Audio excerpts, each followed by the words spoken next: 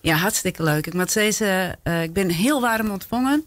Echt, de gemeente zit gewoon mij de ambtenaars vol energie. Goeie sfeer. Ik ben echt positief verrast. En het is leuker dan ik van tevoren dacht. Ja, ik denk, hoe weet je dat nou, hè, wat burgemeester is? Ik bedoel, je had er een beeld bij.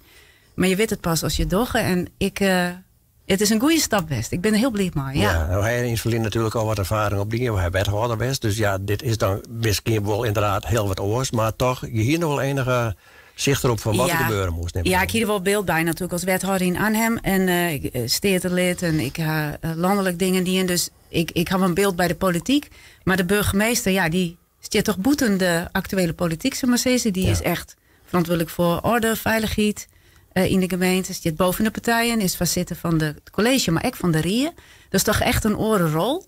En dat had ik nog een jaren die. Dus nu ga ik daar wat ondervinding mee. Nog maar beginnen natuurlijk, maar het bevalt heel goed. Dat is echt een leuke rol. Nou weet dit wat tijdelijk, maar goed, uiteindelijk moet er wel een burgemeester komen die langer zit. Is dat wat voor jou? Ja.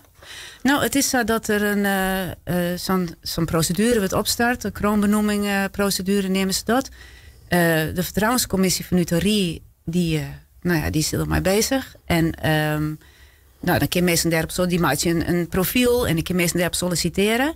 En Arno Brok, onze commissaris van de Koning, die had als uitgangspunt dat een wiernemer daar net op solliciteren kan. Dus ik kan daar net op solliciteren. Dus ik zal dan net creëren de burgemeester worden. En dat vind je jammer of hoe zou je dat nou? Nou ja, dat is wat het is. Daar heb ik maar instemd toen ik wiernemer was. Dus dat is geen verrassing. Ja.